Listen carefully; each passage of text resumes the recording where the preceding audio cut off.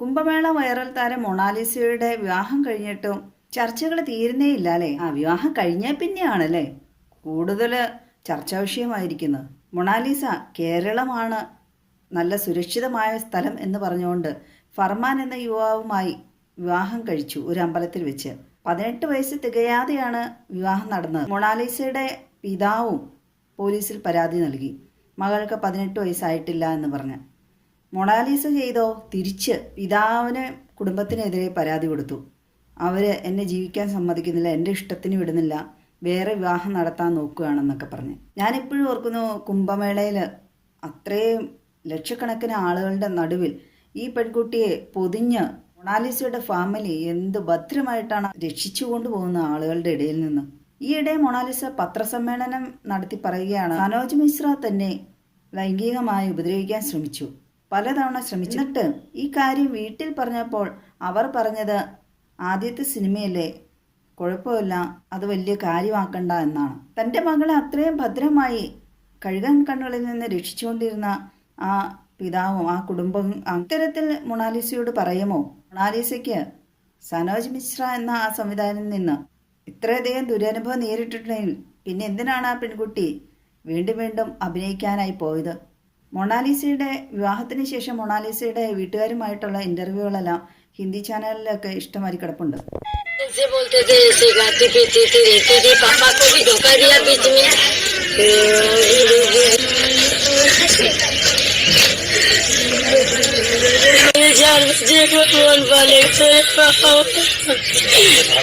पापा को ऐसे बोल के ले गई कि अपन पापा 8 दिन से आ जाएंगे मेरे को. അതിലല്ല, ഒരു നാട് മുഴുവൻ മൊണാലിസയെ തിരിച്ചു വരുന്നതിനായി കാത്തിരിക്കുകയാണ്. മൊണാലിസയുടെ കുടുംബങ്ങളെല്ലാം വളരെ കരച്ചിലാണ്. ഇപ്പോൾ ഇതാ ബജ്രംഗ് ദൾ സഹസംയോജക പ്രവർത്തകനായ ജയേഷ് PK എന്ന അദ്ദേഹം മൊണാലിസയുടെ ഭർത്താവ് ഫർമാനെതിരെ കേസ് കൊടുത്തിരിക്കുകയാണ്. മൊണാലിസയ്ക്ക് 18 വയസ്സായിട്ടില്ല എന്ന് പറഞ്ഞ് മൊണാലിസയുടെ പിതാവ് പോലീസിൽ പരാതി നൽകിയിട്ടുണ്ടല്ലോ.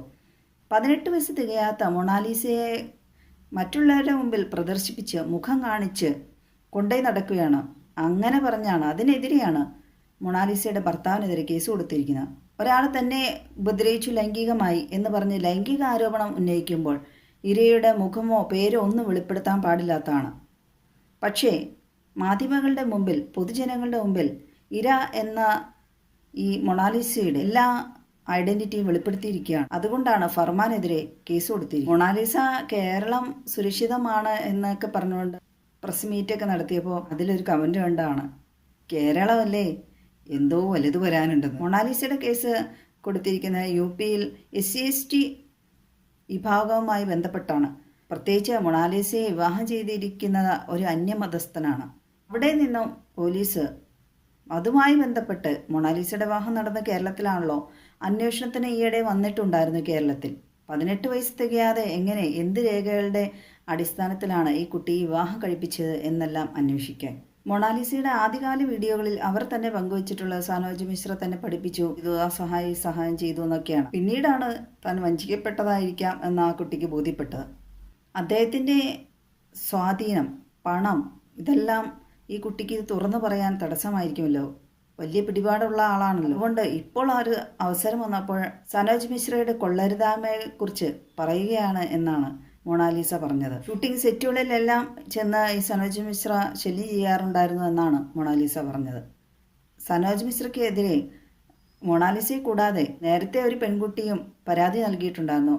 പോലീസ് അദ്ദേഹത്തെ അറസ്റ്റ് ചെയ്ത് കൊണ്ടുപോവുകയൊക്കെ ചെയ്തായിരുന്നു. ആ പെൺകുട്ടിയെ 3 തവണ ഗർഭചിത്രത്തിന് ഇയാളെ നിർബന്ധിച്ചിട്ടുണ്ട് എന്നാണ്. എന്തിനാ പെൺകുട്ടി പോയി എന്നുള്ളത് വേറൊരു കാര്യം. നോർത്ത് ഇന്ത്യയിൽ അങ്ങനെയുള്ള കാര്യങ്ങളല്ല, ജാതി മതം ഇതെല്ലാം വലിയ പ്രശ്നമുള്ള കാര്യം തന്നെയാണ്. കേരളത്തിൽ മാത്രമാണ് വലിയ പ്രശ്നങ്ങളൊന്നുമില്ലാത്തത്. അതുകൊണ്ടാണല്ലോ മൊണാലിസ ഇവിടെ വന്ന് വിവാഹം കഴിച്ചത്. ഏറ്റവും സുരക്ഷിതം കേരളമാണ് എന്ന് പറഞ്ഞ്.